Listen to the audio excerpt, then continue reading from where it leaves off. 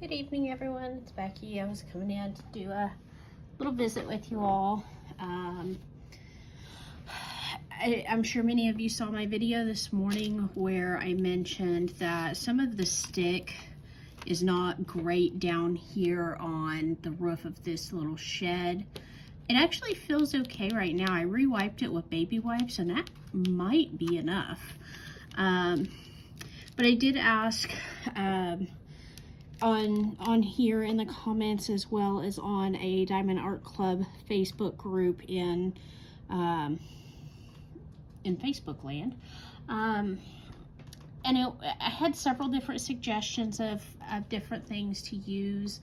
But the thing that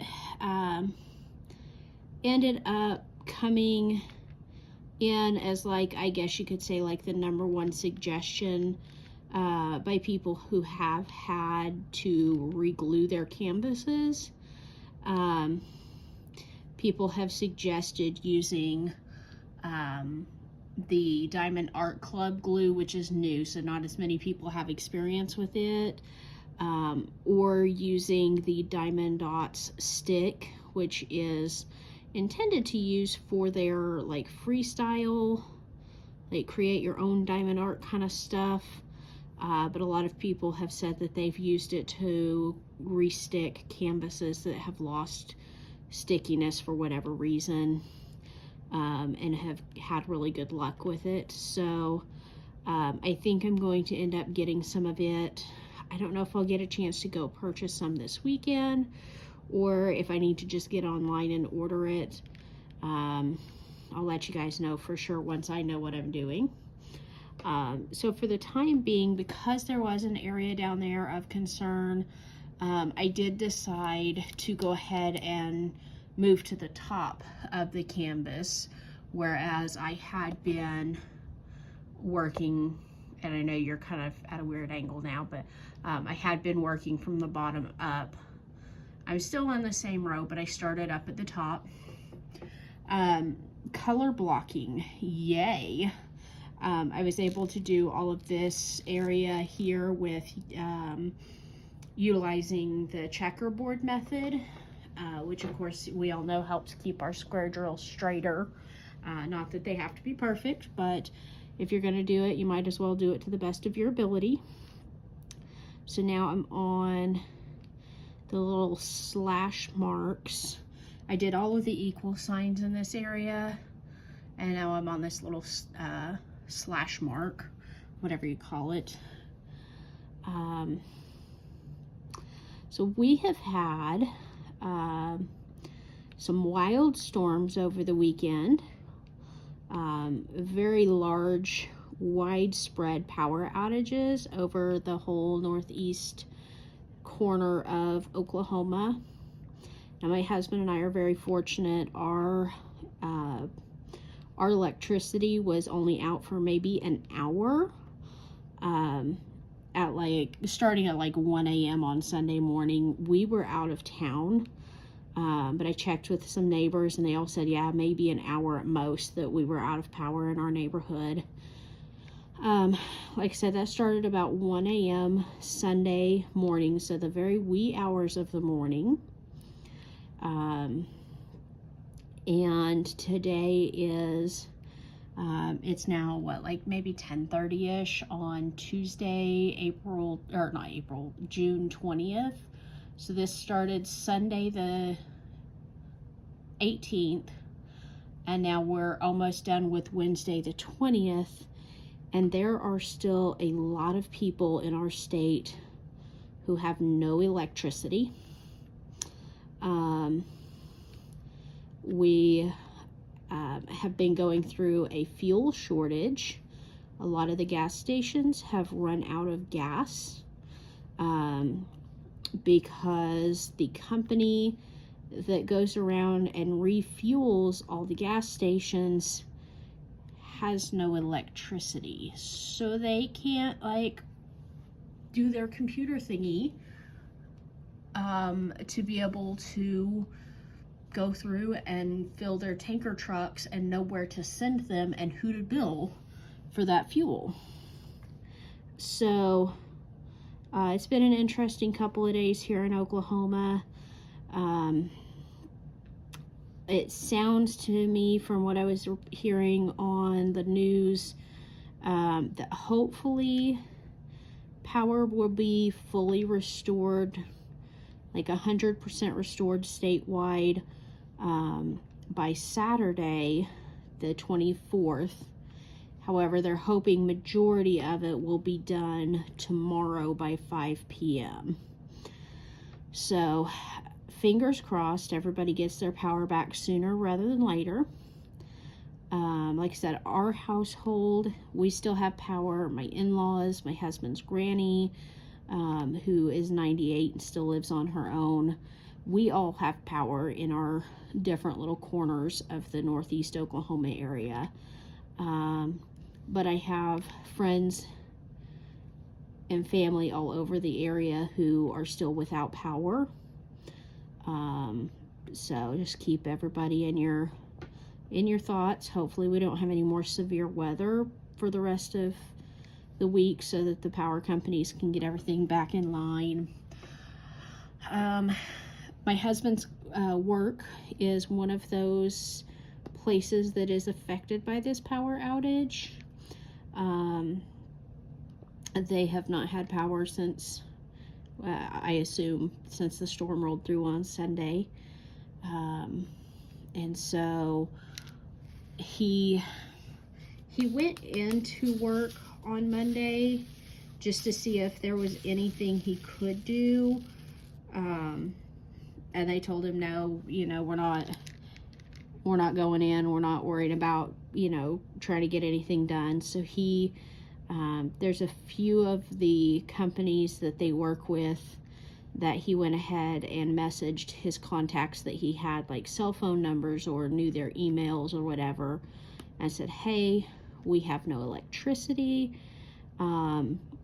Therefore, shipments are going to be delayed. The warehouse is closed. If there's, anything that you guys need emergently, we're sorry, but we can't see because it's pitch black in the warehouse.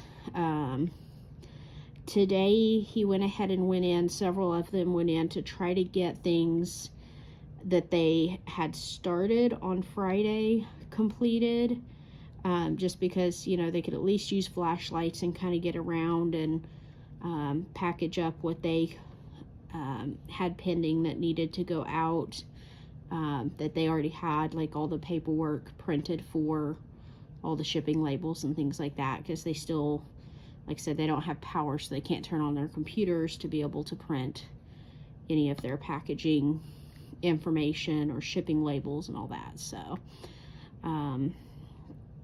like I said, he was able to get a little bit done today that was like follow-up stuff from Friday. But as of right now, to our knowledge, his company still has not had their power restored. So we are just kind of sitting in limbo with him, not knowing for sure if he's got to go to work tomorrow or not. His work is about 45 minutes from our house. And so with us being in a gas shortage right now, it's kind of hard to justify him driving all the way in to work and home if he's not going to get to work.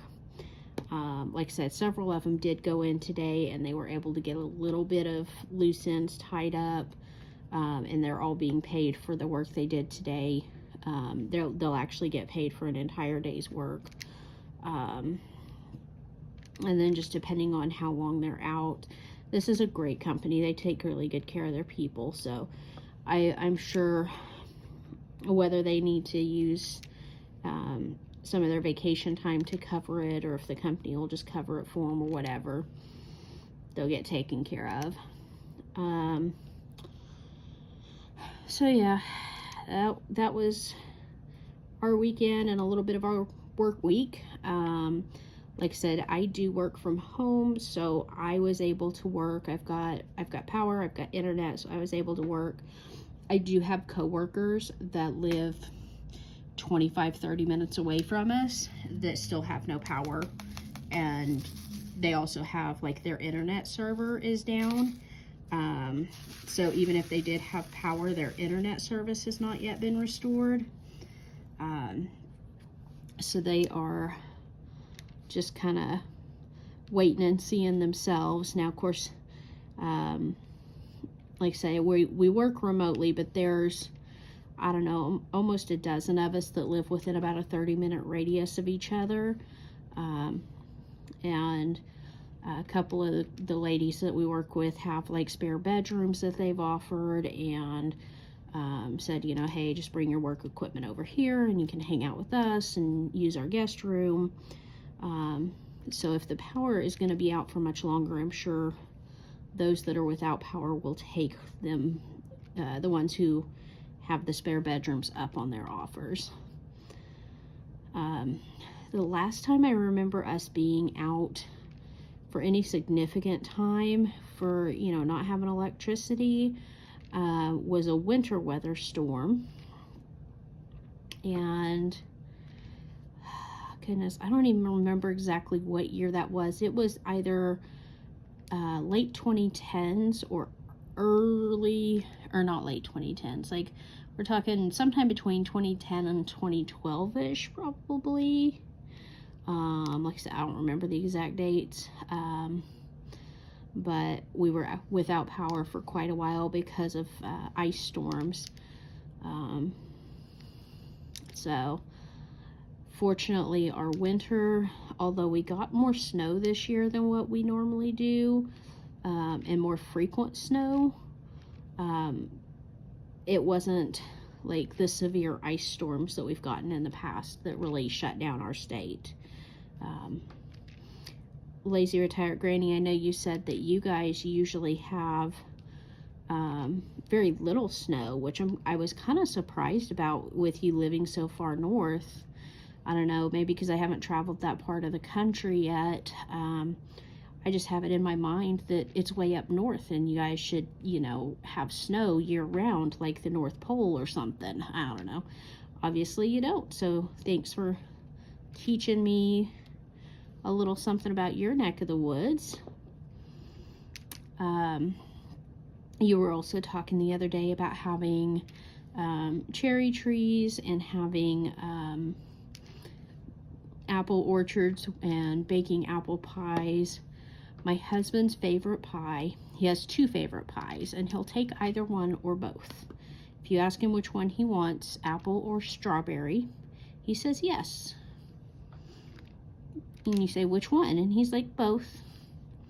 And he usually gets what he wants, so. So yeah, a fresh strawberry pie or a double crust apple pie. He's not big on streusel.